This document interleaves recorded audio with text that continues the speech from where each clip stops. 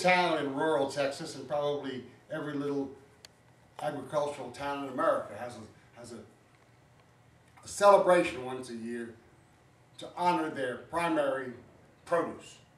Poteet has a strawberry festival, somebody else has a corn festival, somebody else has a pumpkin festival or a potato festival or whatever. And frequently they choose a pretty girl from the senior class at high school to be the queen of the festival. And in Aransas Pass, we have a thing called a Shrimporee, which is to celebrate the thing that used to be the great product of Aransas Pass. And they've been doing it for many years, and for many years they chose a queen of the Shrimporee, but there was an incident way back that caused them to stop doing it. And I had to do a lot of research to find out what had happened, and here's the story.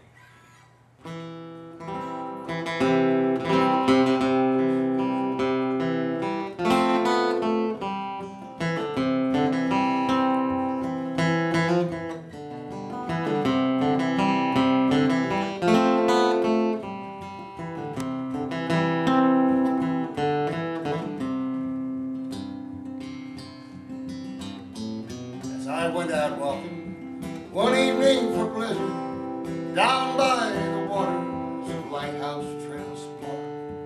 The wind, it was still, and the sea bears were silent, except for the starlight. The evening was dark. I heard a sad voice down there by the water, a pitiful sound as I never have heard. It called to me out of the cattails and rushes. It drew me in closer.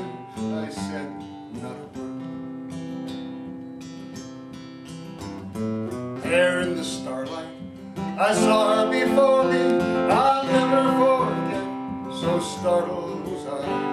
Her body was that of a pretty young woman with the head of a shrimp and a dark shining eye. The hands that reached out were so soft and appealing. Her bosom was neat and her waist slim and frail. Her hips curved below where she lay in the water. At the end of her legs was a glistening tail. Kind sir, she said, will you help a poor girl whose husband was took in a great shrimping net? The king of the shrimp, now gone and forgotten, leaving me lonely, forlorn and so wet. I was just a girl, my last year of high school, when they made me the queen of the great Shrimporee. I sat on my throne with my crown on my head. It was June the 15th, 1953. The king of the shrimps, he came out of the water, and he took me away to his home in the sea. With only one kiss I was able to breathe. We lived there for decades, the shrimp king and me. He treated me well, and he loved me so deeply. 10 millions of babies I made in my years. They filled the vast gulf with their swimming and playing. They're gone now to nets, both foreign and near.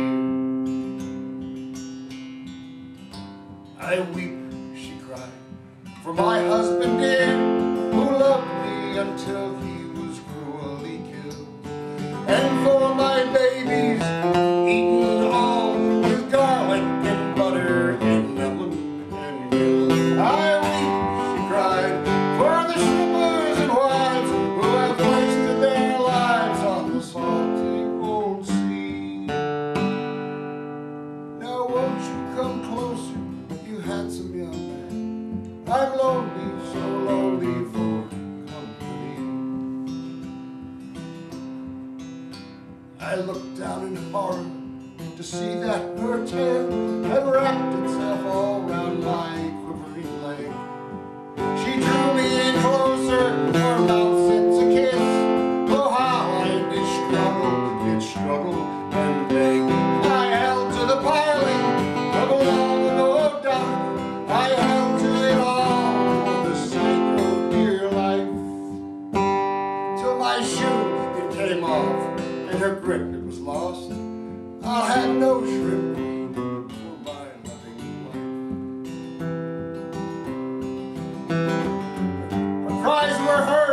the bars of Aransas, in old Rockport Harbor and out to Port Hay.